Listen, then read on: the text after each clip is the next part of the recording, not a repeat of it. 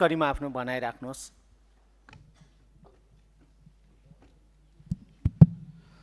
सम्माननीय सभामुख महोदय, प्रधानमन्त्रीज्यूको अभिव्यक्तिलाई सच्याउनुपर्छ भन्ने हाम्रो आन्दोलन यथावत रहिरहेको छ। उहाँ आएर आफ्नो भनाइ सच्याउनुपर्छ भन्ने दैनिक जसो हामीले भनिरहेका छौँ र यसलाई यहाँले निर्देशन दिएर रुलिङ गर्नुहुन्छ होला भन्ने विश्वास हामीले लिएका छौँ। यो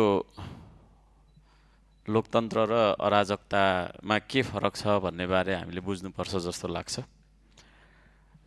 जब हामी लोकतन्त्रमा नियम मान्दैनौँ अथवा एक थरीले मात्रै मान्नुपर्ने बाध्यता अर्को थरीले नमान्दा हुन्छ भन्ने बाध्यता हुन्छ, त्यहाँदेखि मान्छेले चाहिँ नि मैले पनि नियम मान्दिनँ भन्ने मनसाय बनाउँछ र त्यो अवस्थालाई चाहिँ लोकतन्त्र नभनेर अराजकता भनिन्छ।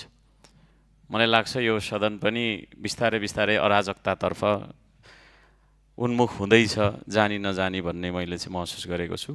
सभामुख महोदयले यो महसुस गर्नुहुनेछ र यसलाई चाहिँ नि प्रधानमन्त्रीज्यू, मन्त्रीज्यूहरू लगायतका पदाधिकारीहरूलाई, नेपाल सरकारका पदाधिकारीहरूलाई नियमित रूपमा हाम्रो नियमावली अनुसार, हाम्रा संविधान नियमावली अनुसार चाहिँ नि सदनमा हाजिर गराउनु हुनेछ होला भन्ने मलाई लागेको छ। अर्को कुरा, यो अहिले यो सामाजिक सञ्जालमा सुनि नसक्नु, देखि नसक्नु गाली गलौजको तपाईँको चाहिँ नि के अरे सिलसिला देख्छौँ हामी। अब केलाई लोकतन्त्र भन्ने र केलाई अराजकता भन्ने, यही प्रश्न छ।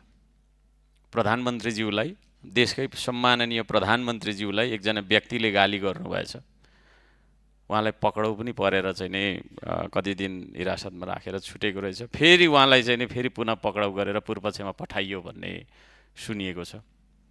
एउटा नागरिकलाई सच्चिने मौका दिनुपर्छ, जेनजी हुन्, युवा हुन्, सच्चिने मौका दिनुपर्छ। तर त्यसरी चाहिँ नि एउटा अभिव्यक्ति दियो भन्दैमा कठोर जेल चलान गर्नुपर्छ, सजाय दिनुपर्छ भन्नेतर्फ सरकार नलाग्दाखेरि राम्रो हुन्छ भन्ने मेरो सुझाव हो। यो गाली गर्ने चलनलाई कसरी हामीले अन्त्य गर्ने, होइन? हामी सबैजना त्यसमा चाहिँ नि सचेत बन्नुपर्छ जस्तो मलाई लाग्छ।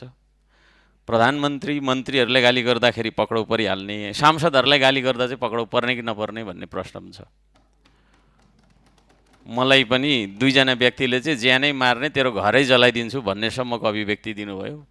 मैले साइबर ब्युरोमा रिपोर्ट गरेँ, तर ती व्यक्तिहरू पक्राउ परे जस्तो मलाई लाग्दैन।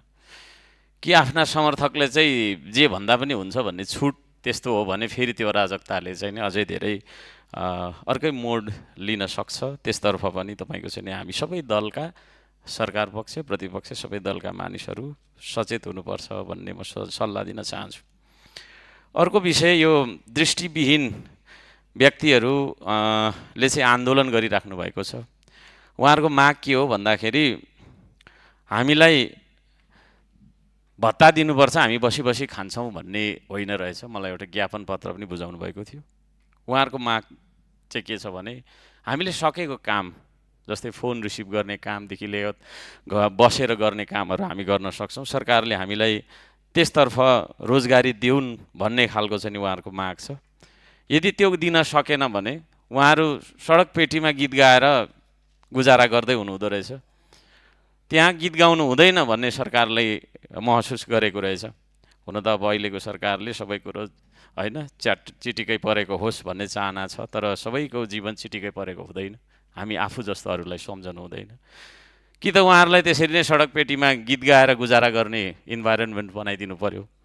त्यो चाहिँ सरकारले गर्न चाहँदैन होला, म पनि चाहदिनँ। भनिसकेपछि उहाँहरूको माग नम्बर 1, उहाँहरूलाई चाहिँ नि दिनुपर्ने रोजगारीको प्रबन्ध सरकारले मिलाओस्। एकैचोटि सबैलाई दिन नसकिएला, तर सुरु गरियोस्। यो महिनादेखि 10-15 जनालाई दिन थाल्यो भने पनि हुन्छ।